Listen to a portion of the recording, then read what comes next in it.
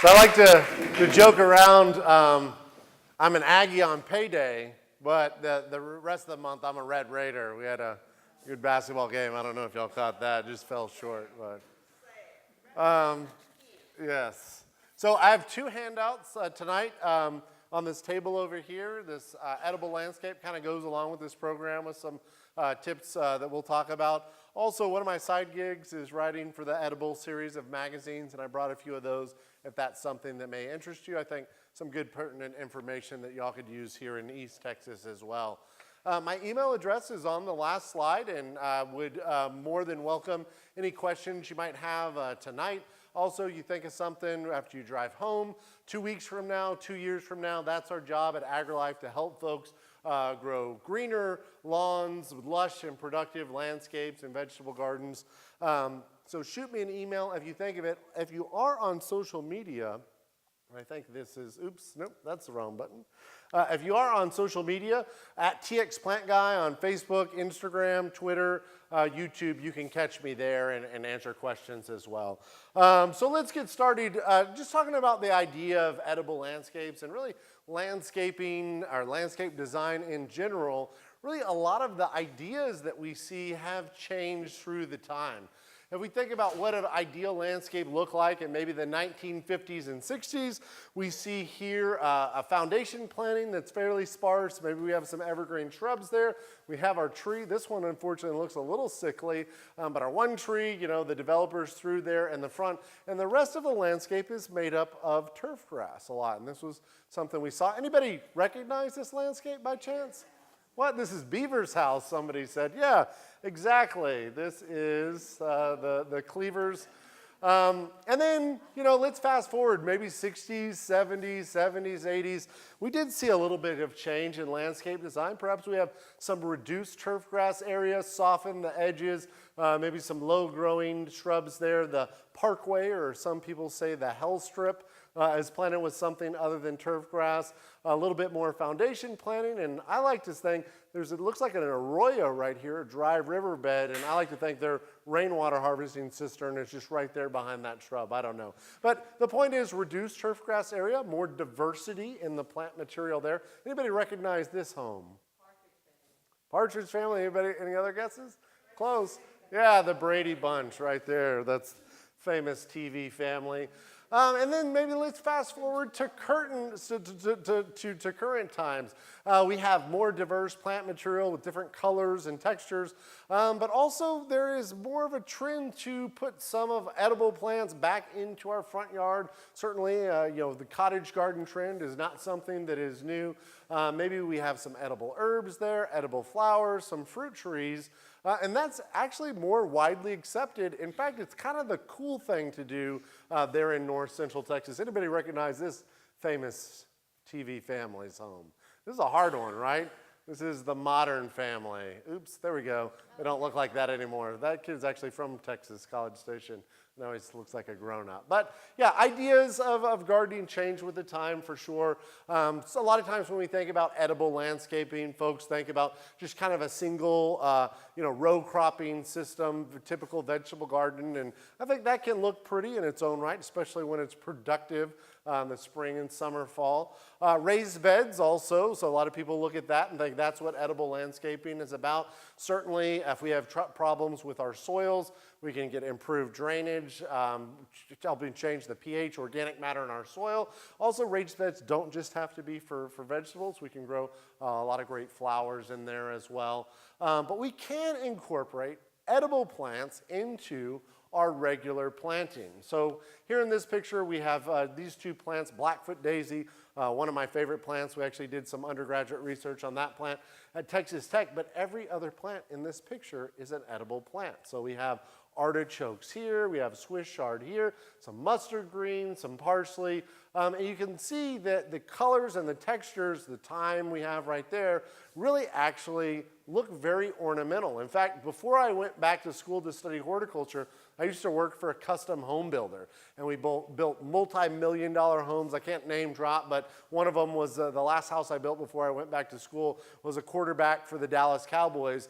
And a lot of times the landscape designers would put Swiss chard in raised planters right by the front door. And after you build somebody's house, it's kind of a year and a half, long process, and you get to know people. And I'm constantly walking through the landscape, my alley, going hiking with my wife and just grabbing plants and sticking to my mouth. I don't really think about it.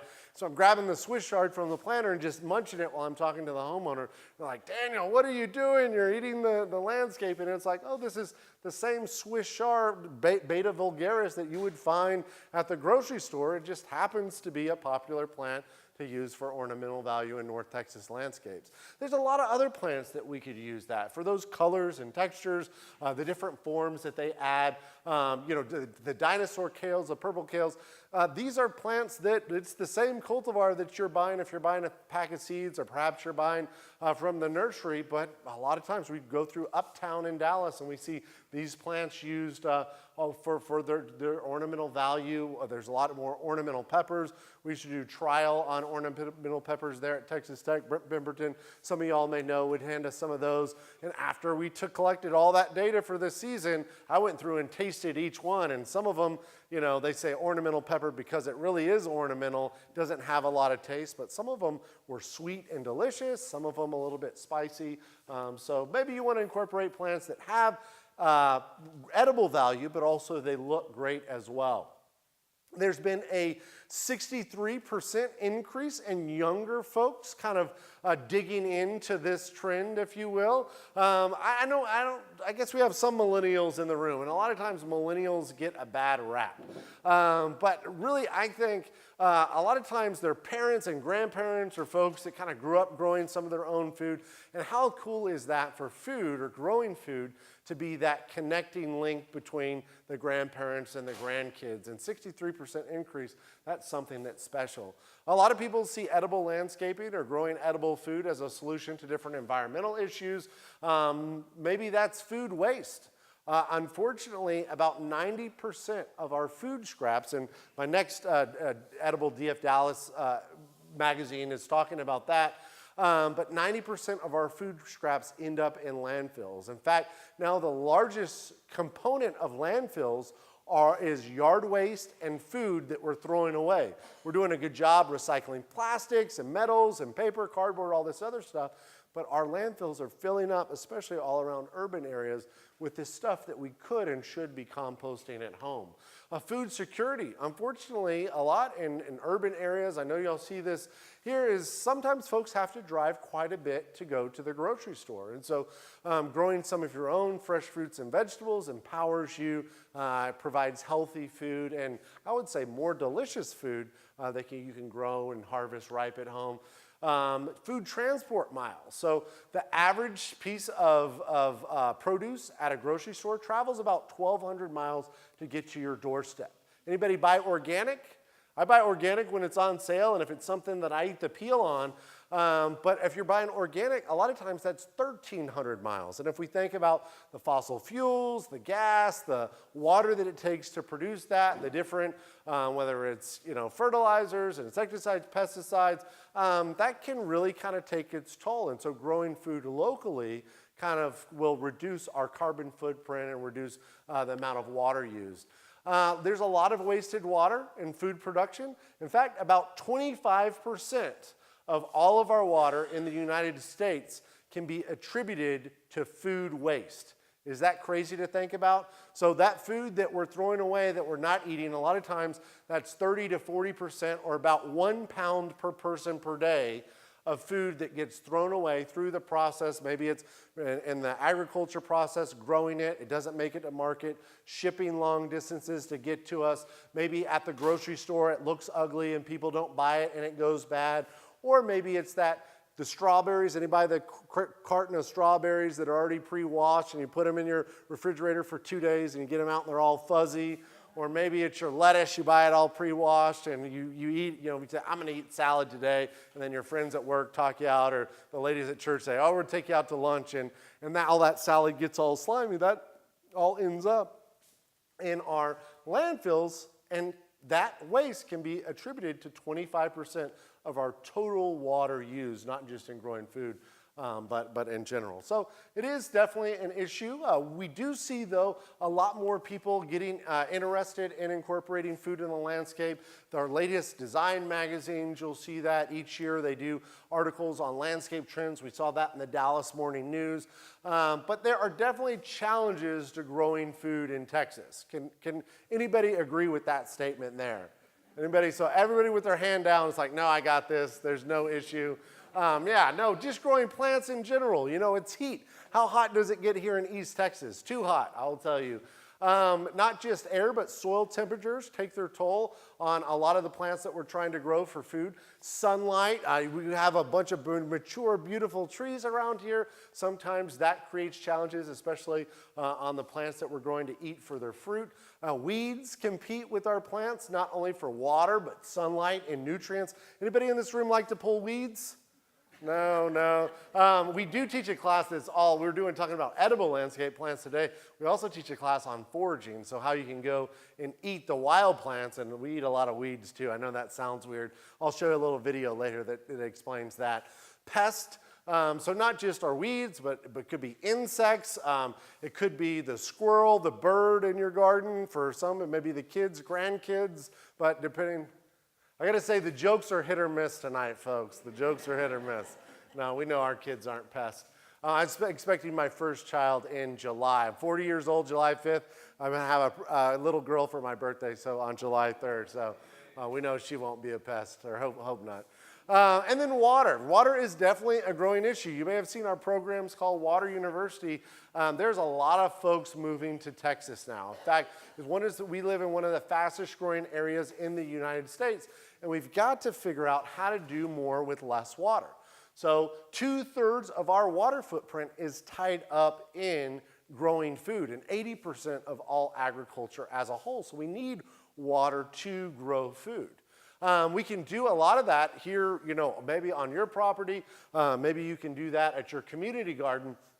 But we want to plant plants in general that are going to be adapted to our area. So our soil type, our rainfall patterns, and we can do that with food as well. Is anybody new to Texas or new to East Texas?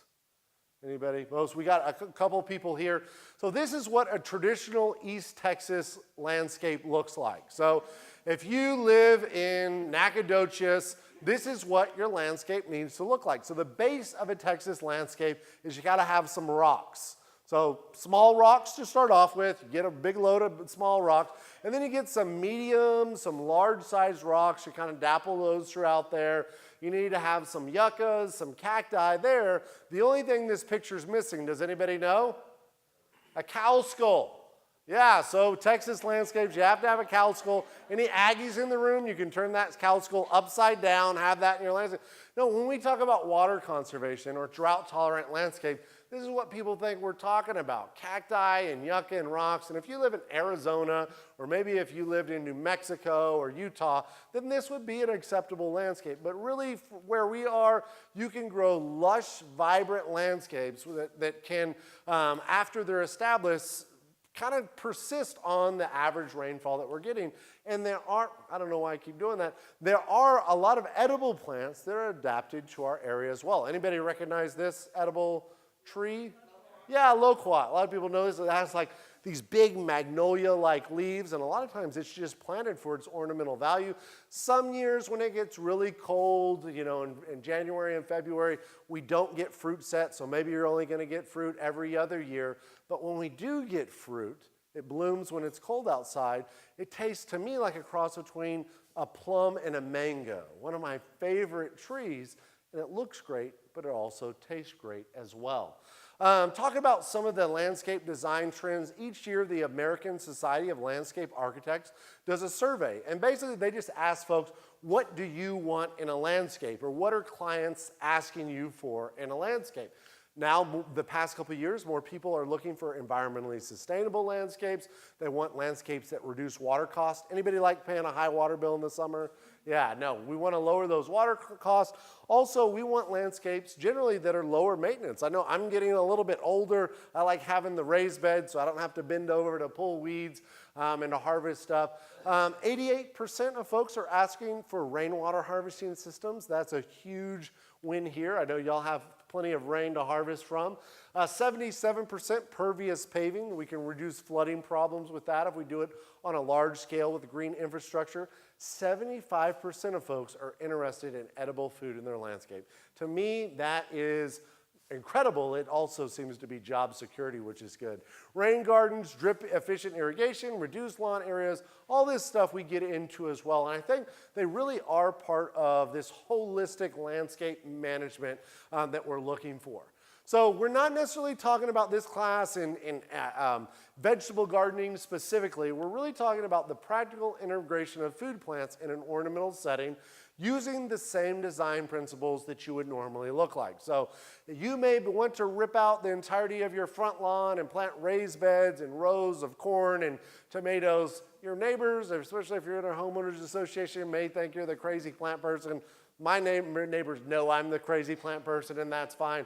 But really, the challenge for me is to do that in a way that they may not know those plants are edible. That's one project that I'm trying to do. The front entry, I live on a corner, so the front bed, kind of as my retaining wall, every plant in that bed is going to be edible, but I don't want that to jump out and anybody think, oh, that's a fruit that I know or a vegetable that I know. I just want that look to like a pretty little accent garden on the corner. And how do you get started? If you have an area of your landscape that has unproductive plant material there, a lot of us, if you're a plant person, if you're a horticulturalist, you may have that area still that is like, I don't really like the way that bed looks right now. If you start in that area and you take that spot over and you make it an accent or really a focal point of your landscape, then you've kind of elevated your entire landscape, taking the sore spot and turning it to the bright spot there. I like to always stack functions, so a plant in my landscape can't just look pretty. I mean, it's got to look pretty, but that can't be the only thing. So I want a plant that is going to either provide food for me, maybe it's going to provide food for pollinators, bringing butterflies, bees. Maybe it's a plant that's native and it does provide habitat for wildlife, and I can eat it, and it's a low water user. The more of those functions this provides, that's how it works for me. Also, you may find other beneficial uses around the home. Certain plants, we'll talk about some of these, maybe you could use for decorating your home, maybe you could use for making candles, making cleaners, making your house smell good, a lot of different things. So no matter who we are in this room, somebody in your family tree gardened, grew their own food, and I think it's something innate in all of us, no matter what our background is, to get our hands dirty, to get dirt underneath our fingernails. A lot of times people say, well, I don't have a green thumb.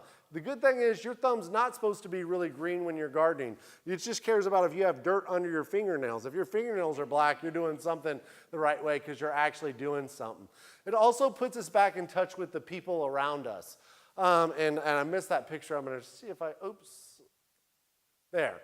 This is what I was looking at. So I was telling Dr. Creech as we were driving, when I was a young man, maybe third or fourth grade, a guy named Benny Simpson used to work where I work right now, and he led classes for some youngsters. And I remember him bending over on his knee and kind of showing me milkweed. He broke it open and showed us the milky latex. And I always joked that pun intended, planted the seed for who I would grow up as an adult. Also, one of my first memories is my grandmother, or great-grandmother, in her garden outside of Hillsborough. She had an apron, and she would hold the apron up and grab tomatoes and cucumbers from the garden and put it in there. And as a horticulturist, I didn't necessarily know that I wanted to teach and do classes like this, but to pass on your love of plants to the next generation, to your friends, your family, your loved one, I think is the most incredible thing in the world, and I cannot wait to pass it on to my daughter someday. In fact, I'm hoping that the first word is going to be a botanical name. I don't know. I've been saying in the womb, but anyway. ficus. And then it also puts us back in touch with the food we eat. So whether you're trying to eat healthier, I know certainly I need to, or maybe you just want to eat food that tastes good. Who here thinks that a tomato grown at, or that you could buy at the grocery store tastes like the tomato that you grow at home, right? Or a peach. Now in peach season, you go to the grocery store and you smell the peaches in the boxes, you know, there at the grocery store, and it looks like a peach. It smells like a peach. And so you take it home, you let it after ripen on your counter for a few days, and then you go to cut it into it. You know, in the peach move is you have to go like this. For me, I have to go back farther because of this belly right there, so I don't get on my shirt. And then you bite into it. What does it taste like? It tastes like the cardboard box they shipped it in. It should be a crime to sell those. But a perfectly ripe peach that you pick that's been ripened and warmed by the summer sun, I think beats almost anything. But really the focus I want to talk about tonight, and I know this is a little out there for some folks, but expanding our edible palates. So we can use different plants that look pretty but also taste good, and we've kind of expanded the diversity in the plant material we can use depending on our sunlight requirements, our water requirements on our landscape, and then just plants that aesthetically look good to make our gardens look the best they can year round. So I want to play a short little video that talks a little bit more about what I'm hinting at, and let's see if we can get it to play. And if not, I'll click here.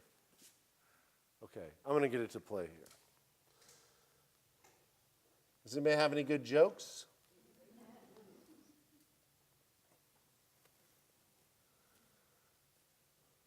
Okay.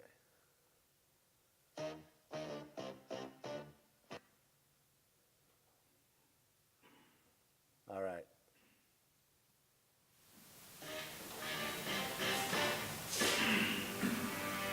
Among some of the world's best chefs, there's a funky trend underway. It's called foraging.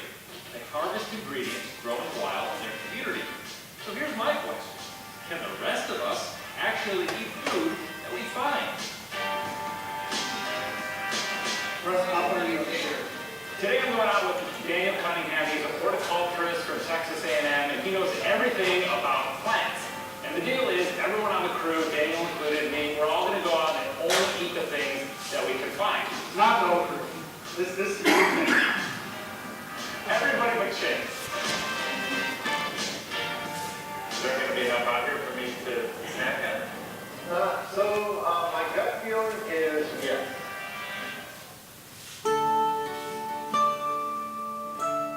We're at the Dogwood Canyon Audubon Center, which is just about 20 miles south of downtown Dallas. This is another plant with the red berries. If I looked at these berries, there's no way in hell I would ever eat them. To me, I could die. That's actually really good. Yeah, it's so tart. It is tart. This is called pokeweed. It's a black walnut. Something we call prairie tea. Daniel is showing me there are apps and books that can help teach you what's safe to eat. But it's definitely better to go out with experts, but you can become your own expert. It just takes some time. So what I think you're saying is, don't go out hungry and just start picking things based on what if an app said it was okay or... You're exactly right. Yeah, never eat anything you can't 100% without a doubt identify. Here's something. What's this? So don't touch that. That is actually... so poison ivy can grow in different forms. Yeah. Thanks for the warning. Yeah. That was good. We are just not finding anything. It's Ilex vomitoria. This is not one that produces edible fruit. So, and this is not at its right stage now. Why would it be? Yeah. Everything we look at is either poisonous, you got to boil it for 3 weeks, or is inedible completely. It's super bitter. Woo! Sometimes of the year you go out and you get more than you can eat. And then sometimes you go out and it's really kind of slim pickings. So we walk 5 miles, we basically find nothing we can eat, and then back in the parking lot, oh, the wild plums. I'm gonna kick your butt, dude. You really feel like you're foraging now. You're pulling fruit off a tree, putting it in a bag. That is really good. It might be worth 5 miles of hiking on an empty stomach for that.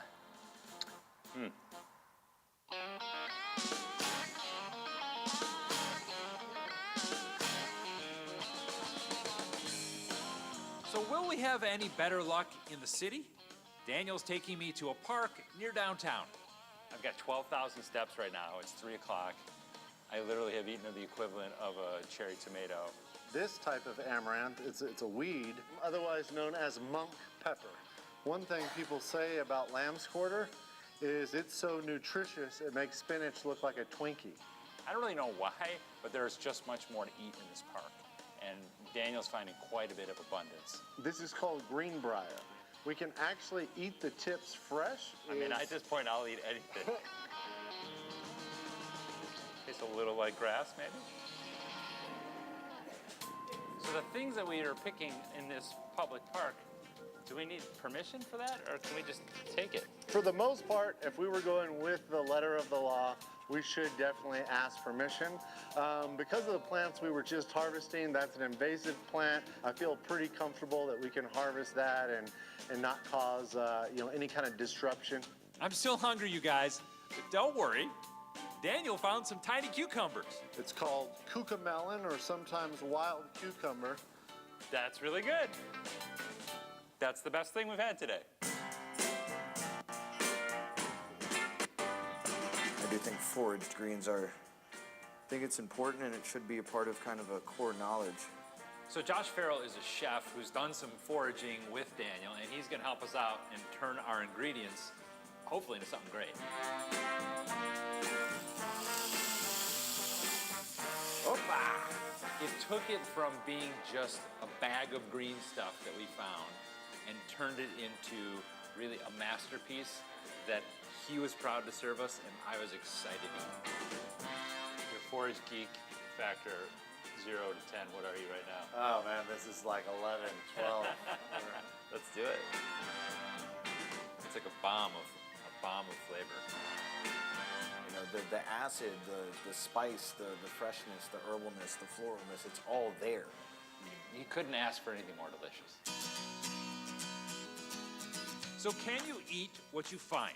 Well, unless you've spent time learning the difference between delicious and dangerous, or you have Daniel on speed dial, the answer for me is no. Daniel, thank you so much for teaching me the ways of the forage. Let's do it again. Yeah. But after a cheeseburger. Yes. If you've got something you want verified, So that seems a little different, I think, for most folks. But a lot of these same plants, you'll notice that the area that was closest to the city, most of those and many of those were just plants that we found at a park, plants that we could find in our landscapes. And some of those are plants that we've planted, other of those are weeds. We'll talk about some plants now. If I can catch up to my slides, I apologize. Yeah, we already saw these. Y'all are pros now. There we go. Okay, now. Yeah, so there's also food growing in our landscapes that you've already planted, but somehow either you never knew that you could eat.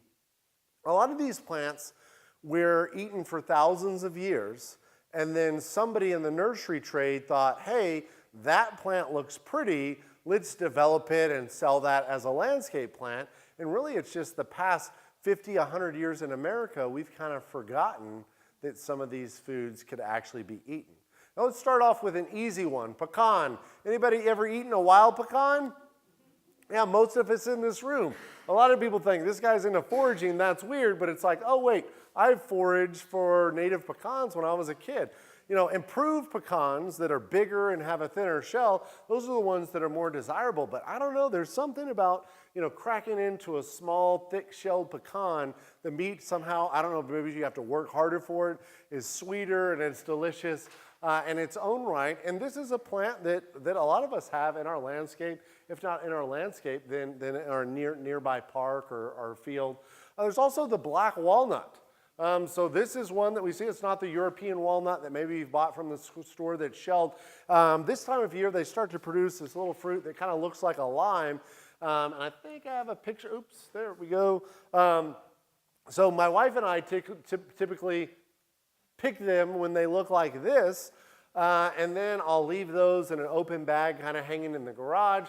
And then we'll crack them open and get the meat. And I think the meat, to me, it's better than a pecan. It tastes like a cross between a pecan and a pine nut. And so we'll do some pestos with them. But they're really hard to get the meat out. But anybody ever harvested or got the meat out of a wild walnut, a black walnut? Thumbs up, thumbs down, thumbs sideways. It's worth it, right? They taste delicious.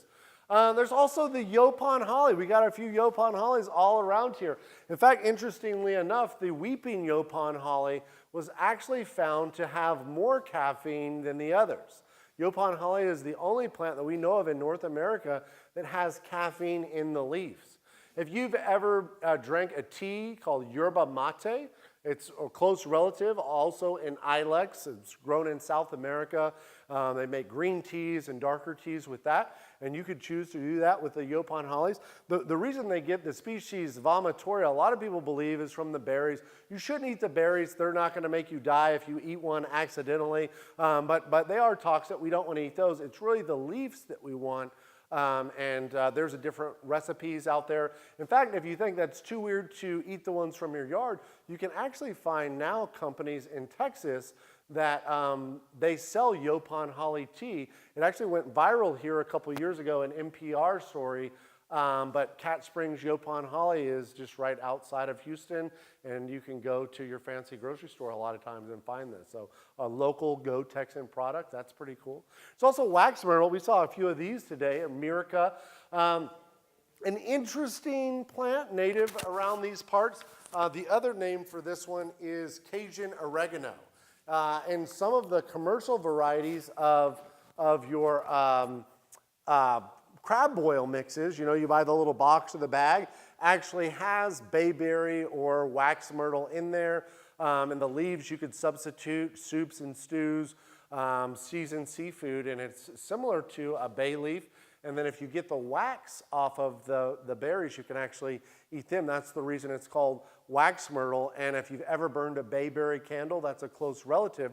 That's where they get the wax for those Christmassy smelling candles. So interestingly enough, I don't know why I keep doing that, but that's just a picture of crab boil, and then we have the candle there. Redbud. So we just got done. I think the last of the redbud blooms are there. Redbuds, surprisingly, are in the pea family to a lot of folks. You can eat the flowers, and they are delicious. So you can eat the buds, and they taste like peas, but if you let them open fully and they start producing nectar, they're very sweet. So it's kind of a pleasant, sweet pea taste. And then you'll notice these, and I actually just ate one, and we may have to ask Dr. Creech if you can snack. But the little pods, when they first open, for the next 2 or 3 weeks, you can actually eat those fresh. You could cook them in stir fries, and it's like a tree pea. They taste like peas because they're in the same family. So pretty cool there. Then after a while, they get too tough. They get lignin and cellulose in there, and you don't want to eat them. But they are perfect just right now this week, and I've been eating them all week and put them in the pan with a little butter and salt, and you will be surprised at how delicious that they are. Rose of Sharon. This is a relative of the hibiscus. Most of our hibiscus flowers are edible. Yeah, you can eat these. Yeah, they're not only are they beautiful, but they're delicious. The base of the plant is fairly sweet. You don't want to eat the calyx on there. Sometimes that can be bitter. The sepals kind of wrapped around, but the flowers themselves are great. People will stuff them with ricotta cheese. Or any kind of cheese that you like, and you could serve those. Can you imagine serving a hors d'oeuvre tray or something with those? How beautiful they look. All your neighbors will think that you're fancy. When I do stuff like this, I say, look what my wife made. And then everybody thinks, oh, that's real fancy. The big bald guy making stuff like this. Sometimes people are like, I don't know about that. So I say, look what my mom made, or look what my wife made.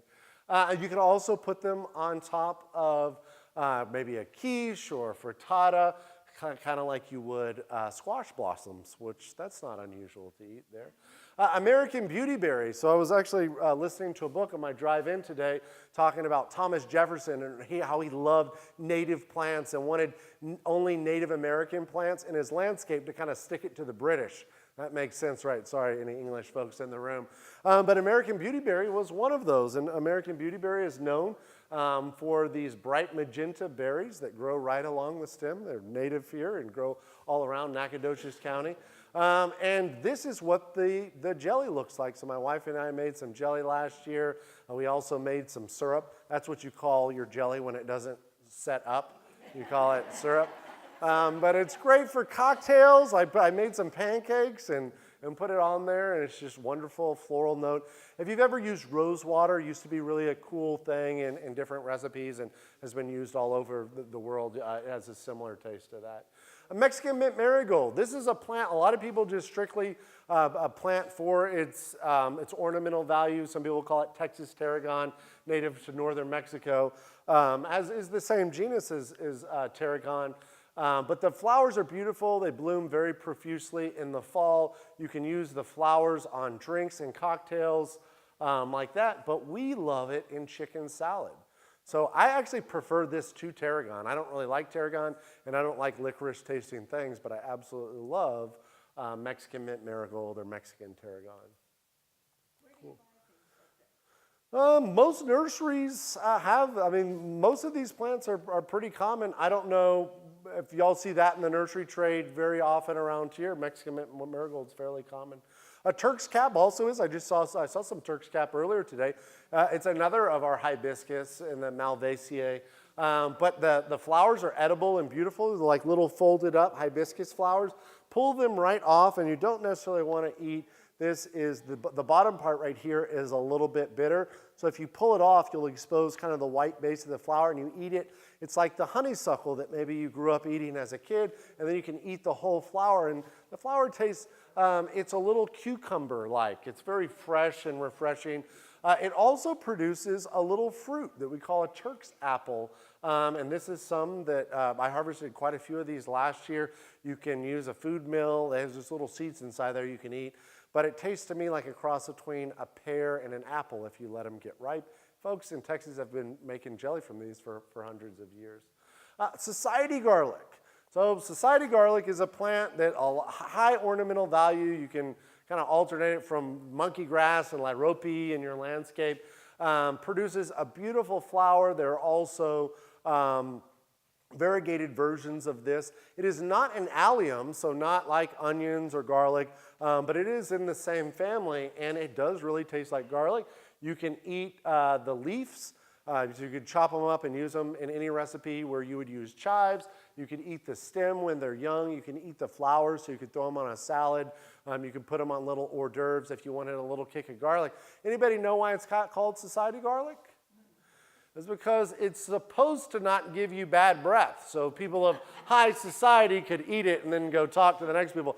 I don't know about that. That's your homework. Y'all can go test that out at your next dinner party there. And there's the variegated version. What do we got? Oh, autumn sage. So salvia, our culinary sage or salvia officinalis.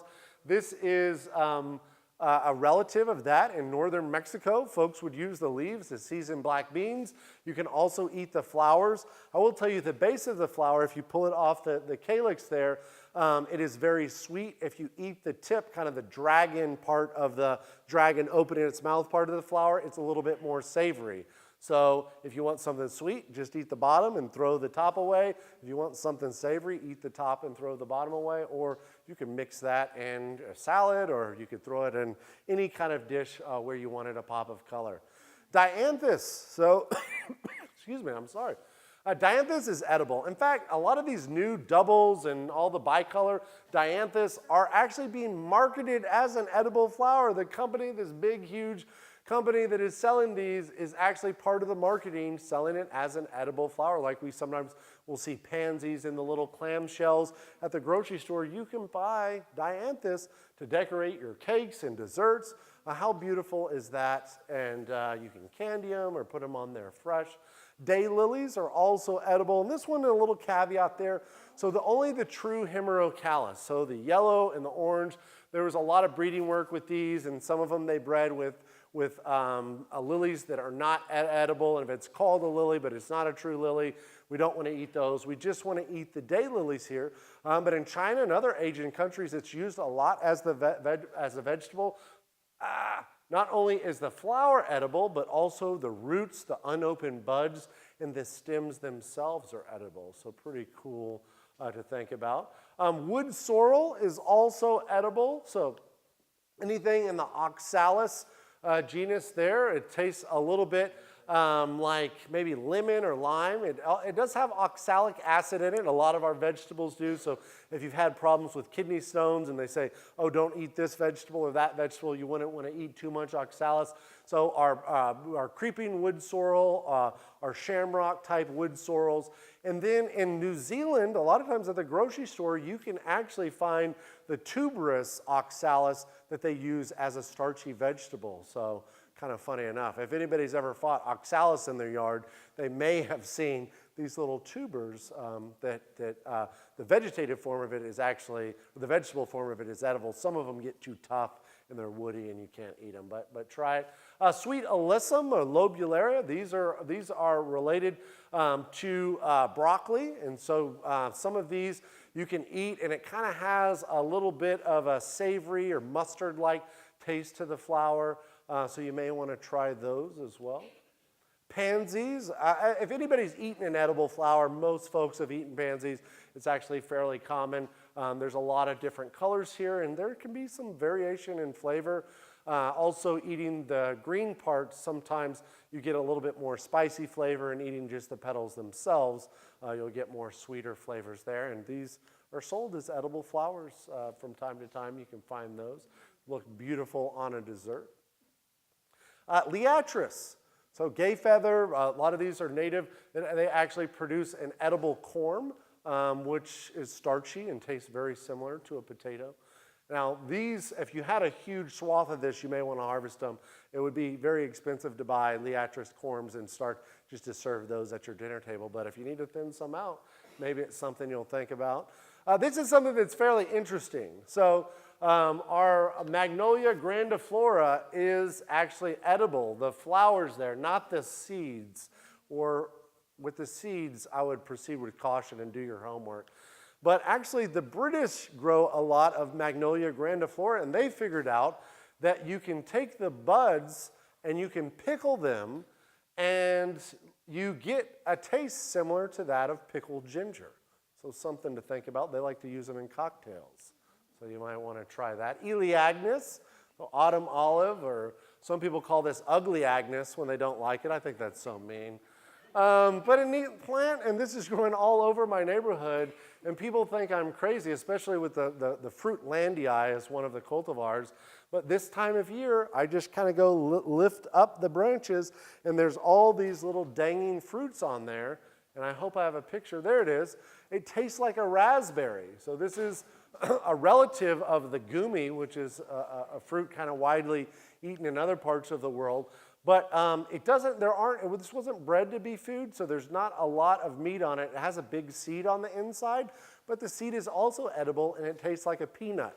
So if you can imagine a raspberry that you shoved a peanut into, then that is what the fruit of this tastes like. But I think it tastes great. Mexican plum, you saw that in the video. You know, so many people say, oh, the native plums make your mouth too sour. They're not edible. That's malarkey. If you eat them when they're ripe, every species of plum in Texas I've eaten, when you wait till it's very soft to let it after ripen on your counter and you eat them fresh, maybe you pull the peel off, they can actually get fairly sweet.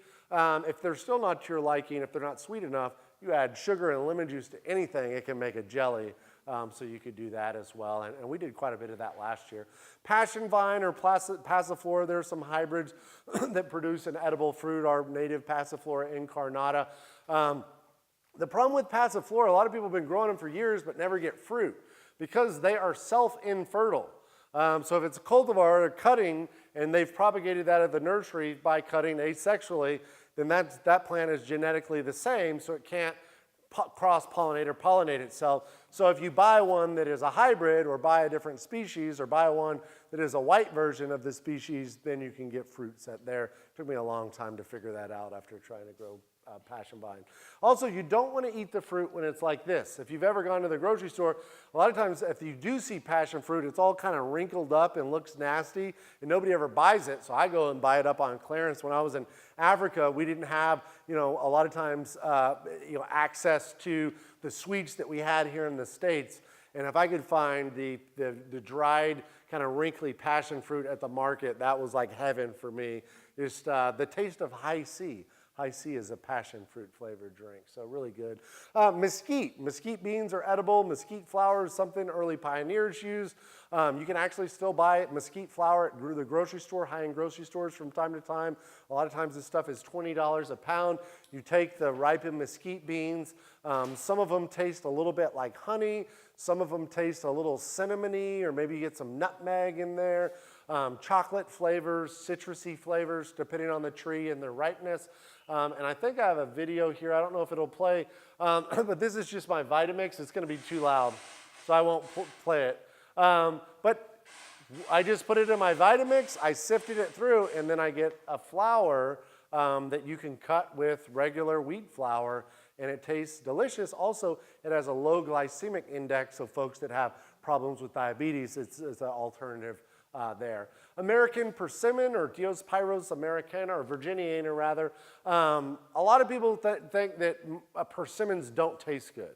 But if you eat a persimmon that is ripe, as about the ripeness as an overripe banana, you will get some of the sweetest honey, custardy, citrusy flavors. I absolutely love this fruit, but you have to wait till it gets ripe. And so many people say, oh, we gotta wait till after the first freeze. That is a wild sale. I harvested these in late August last year, and they were amazing. In fact, we served persimmon pudding, which is more like pudding. It's bread pudding, and that was believed to have been, or at least persimmons were believed to have been served at the first Thanksgiving, and there is a recipe for persimmon pudding that is over 109 years that a lot of folks in the Midwest still serve today, so something you may want to do. And that's a picture of the persimmons, and then I made some preserves, and then I use those preserves however I want, and I use them to make the persimmon pudding. Here's the cucamelon. So this is a cucumber that's native to South America. It tastes like a cross between a cucumber and lime. So it is great to eat fresh in salad. You could throw it with some cherry tomatoes and some feta cheese if you wanted to do kind of a little Mediterranean twist, or you could pickle them. I pickle them and throw them into martinis, which is great, but you can eat them fresh. Caveat there, you want to eat them when they're green. When they're black, they are a powerful laxative. So do not eat them when they are black, but feed them to the people you don't like. I'm kidding, don't do that. There's a loquat, we've already talked about that, but just a little bit, just kind of showing the form of that tree. A wonderful tree and delicious fruit. Not a lot of breeding work on there either. A lot of the seedlings are small and have a big seed, but you actually can buy improved cultivars that have a little bit larger fruit, and some of them will flower different kind of 2 or 3 times, so you have greater chance of fruit set. Yeah, sure, yeah. And every year that I've been in Dallas, I have eaten loquats, and people tell me that I can't grow them, or they're not cold hardy, or they're going to lose all their blooms. It's all about microclimates there. So south side, south of the Trinity, a lot of times they're right next to a concrete wall. But typically if people are trying to grow them at home, we say you're probably only going to get fruit every 2 or 3 years. But I'm constantly going out and looking and finding like, ooh, loquat, and then I'll eat so many that I feel sick. Perennial vegetables, so asparagus, artichokes, Jerusalem artichokes, chive, sorrel. These are all plants that you could easily incorporate into your front yard, your backyard. Nobody would know that these plants are not highly ornamental because they are. Also different types of herbs, basil, pineapple, sage, mint, oregano, sorrel, dill, rosemary, thyme, cilantro, alliums. All of these are fantastic for used as their ornamental value in your front yard. This is an interesting plant right here, balsamic blooms basil. There was some problem in their production. It looks like we've got quite a bit of it this year, but is a Texas superstar. And look at the beautiful blooms and the sepals there, and then it produces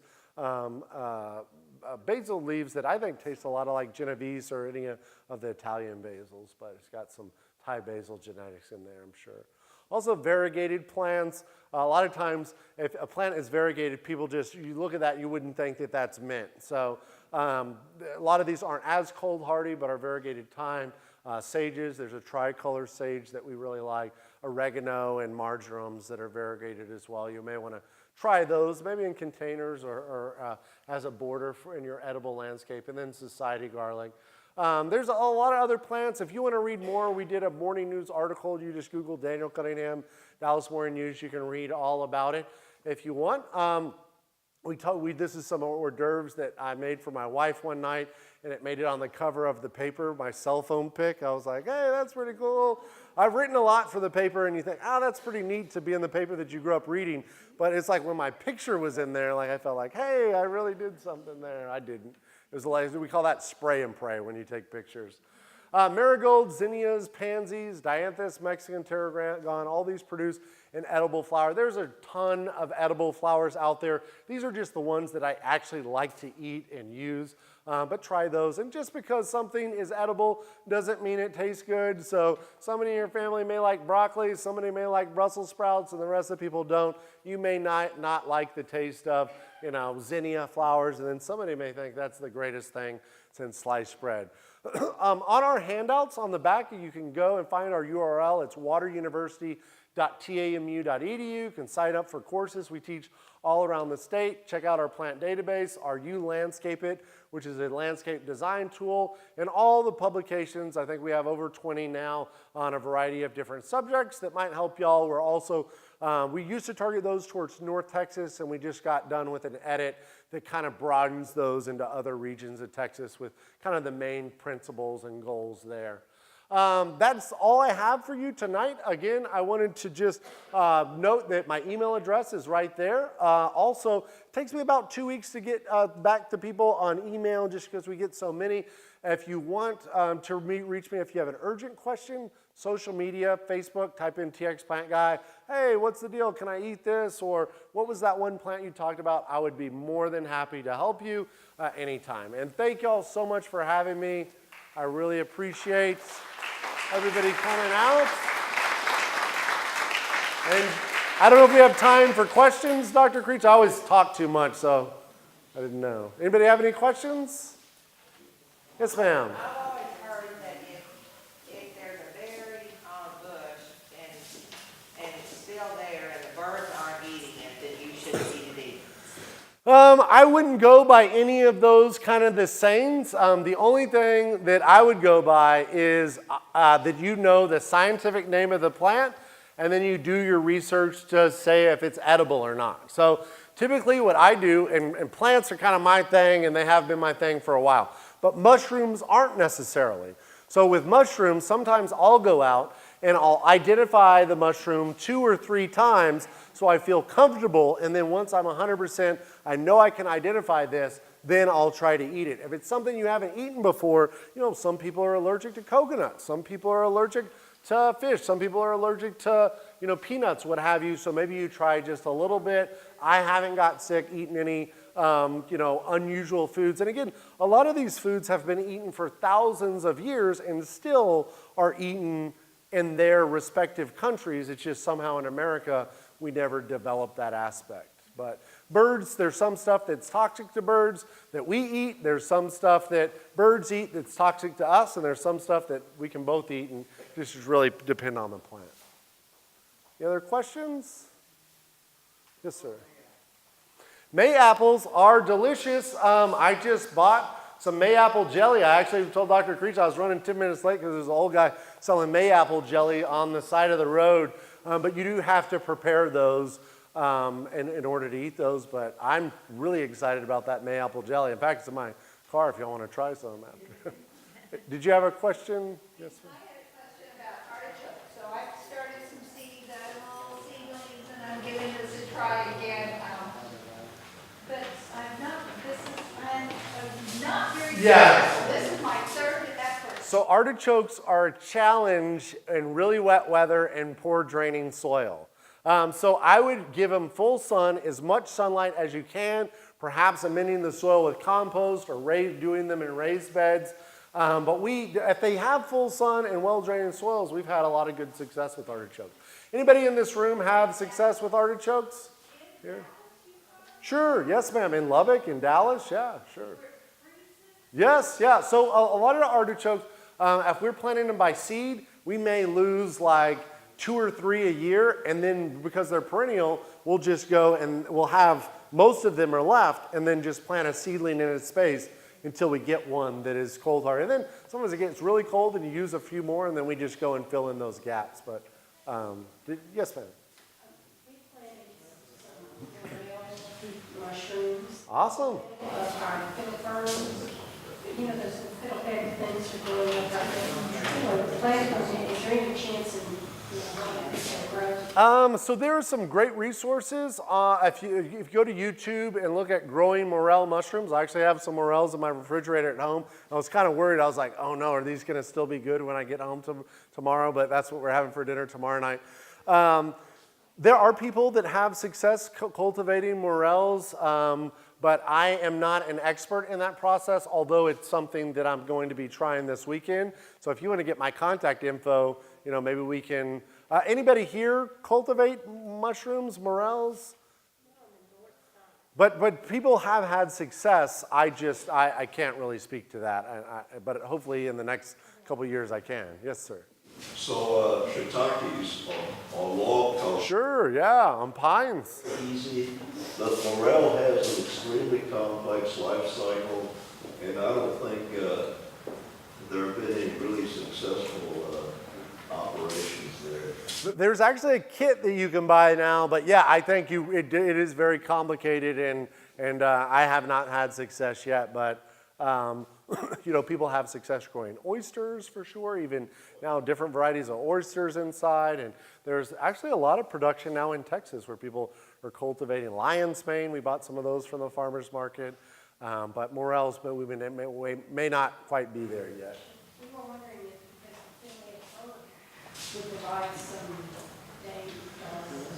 I'm not sure. I know they have like mycorrhizal associations with different plants, cedar elms and ashes, and a lot of times it has to be on the right slope with drainage and the right, you know, parent material mineral, and then be close to a water source, and soil temperature has to be just right. But any other questions about anything we talked about tonight? Yes, ma'am. Yeah, lavender is awesome. There's probably lavender, and I'm not exactly sure what cultivars grow better here in this area. I know in Dallas, a lot of times lavender likes full sun, it likes well-draining soil, and there are cultivars that do better in our area. The challenge, though, typically the ones that like the well-drained or that can handle more moisture are more cold sensitive, and so if it gets really cold, they die. So maybe, you know, planting a few different cultivars and seeing which one works for you. I also would hope that if you're buying them from a plant sale or a local nursery, that they would have cultivars that are better adapted to your area. And Dr. Creech may could answer that question better than me.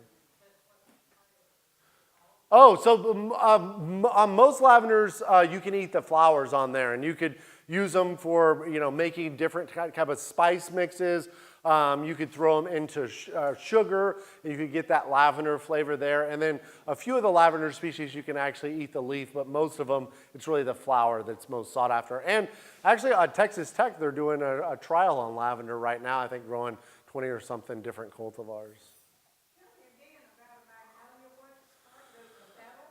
Yeah, so the petals or the buds, as they open up, yeah, you can eat them, you can cook them, you can pickle them, but they are edible. And for more information, you can go to foragingtexas.com. Foragingtexas.com. You can also go to eattheweeds.com. I know. Lots of good videos there. Well, thank y'all so much for having me. If you think of anything else, feel free to come say hi.